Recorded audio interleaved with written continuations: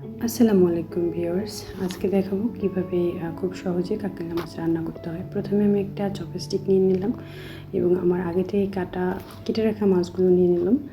তারপর আমি আবারও দেখলাম যে কোনো আঁশ আছে কিনা, সেগুলোকে আবারও পরিষ্কার করে নিয়ে আমি পরিমাণ মতো কেটে নিচ্ছি। কেটে নেওয়ার পর দেখলাম যে 3 পিস করে নিলে একটু ভালো হয়, 2 পিস নিলে একটু বড় হয়ে যায়। এরপর আমি সেগুলোকে আবারও ধুয়ে নিলাম। ধুয়ে নেওয়ার পর আমি অ্যাড করব টমেটো, অর্থাৎ আমি এগুলোকে কিউব করে কেটে নেব, কেননা আমার যে মাছের পরিমাণ সে অনুযায়ী আমার 2টা টমেটোই হয়ে যায়। এরপর আমি অ্যাড করব ধনিয়া কুচি, মানে ধনিয়া কুচিটা আমি কাটবো, সেগুলো নিয়ে নিলাম। আমি এখানে কয়েকটা কাঁচামরিচ নিয়েছি, যদিও আমি সবগুলো দিই নাই, কারণ কাঁচামরিচে অনেক ঝাল ছিল। আমি ধনিয়া পাতাগুলো কুচি করে কেটে নিচ্ছি। এরপর আমি কাঁচামরিচগুলো মাছ বরাবর কেটে নেব। আমি এরপর সেগুলোকে গুছিয়ে নিয়ে আমি আমার মূল রান্নার দিকে চলে যাব। তো এখন আমি আমার যে চুলা আছে সেখানে আমার কড়াইটা উঠাই দেব, দিয়ে আমি হাই হিটে আমার চুলাটার দিয়ে আমার কড়াইয়ের পানিগুলো শুকাই নিলাম, যেন কোনো পানি না থাকে।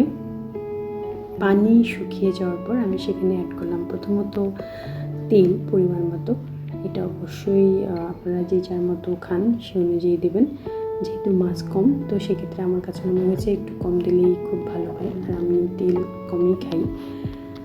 এরপর আমি আমার আগে থেকে কেটে রাখা যে পেঁয়াজ ছিল সেগুলো অ্যাড করলাম, এবং আমি আমার পেঁয়াজগুলো খুব ভালো করে নাড়তে থাকবো, যেন ব্রাউন কালার না আসা পর্যন্ত আমি সেগুলোকে ভালো করে নাড়বো।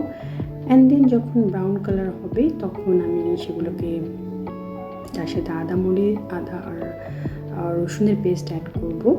সেগুলো অ্যাড করার পরও আমি নাড়তেই থাকবো, কারণ নিচে যেন না লেগে যায় সেদিকে আমাকে খেয়াল রাখতে হবে। সেই সাথে আমি একটু পানি দিচ্ছি আর নাড়তেছি যেন নিচে না লেগে যায়।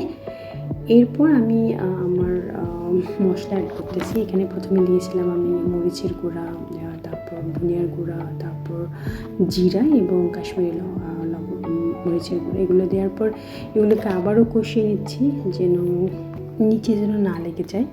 এরপর আমি এগুলোকে খুব ভালো করে কষিয়ে নিলাম। নেওয়ার এক পর্যায়ে দেখা যাচ্ছে যে তেলটা বেশ ভেসে উঠতেছে। আমি একটু লবণ অ্যাড করলাম। এরপর আমি অ্যাড করলাম আমার কেটে রাখা টমেটোগুলো, অর্থাৎ এগুলো খুব ভালো করে নেড়ে নিতে হবে যেন নিচে না লেগে যায়, সেদিকে খেয়াল রাখতে হবে। সেগুলোকে খুব ভালো করে কষিয়ে নিয়ে আমি এগুলো ঢেকে দিলাম পরিমাণ মতো পানি দিয়ে। পানিটা গরম দিয়েছি। এরপর এই যে 5 থেকে 6 মিনিট পরে এসে দেখি যে বেশ মোটামুটি এগুলো হয়ে গেছে। এরপর আমি এগুলোকে আবারও একটু কষিয়ে নিলাম, কেননা এগুলো একটু নিচে লেগে গিয়েছিল। দেখতেছি যে টমেটোটা বেশ ভালোই হয়েছে, মিক্সড হয়ে গেছে। এরপর আমি আমার মাছগুলো অ্যাড করতেছি। মাছগুলো দেওয়ার পর এগুলোকে একটু কষিয়ে নিচ্ছি।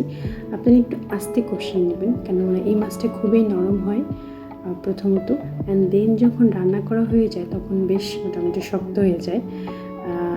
লাইক এই মাছটা হচ্ছে সামুদ্রিক যে তেলধার মাছ আছে তার মতো।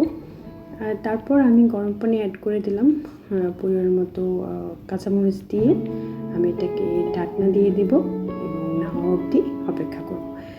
এরপরে যে আমরা আসলাম 15 মিনিট পর, এসে দেখলাম যে বেশ মোটামুটি আমাদের রান্না হয়ে গেছে।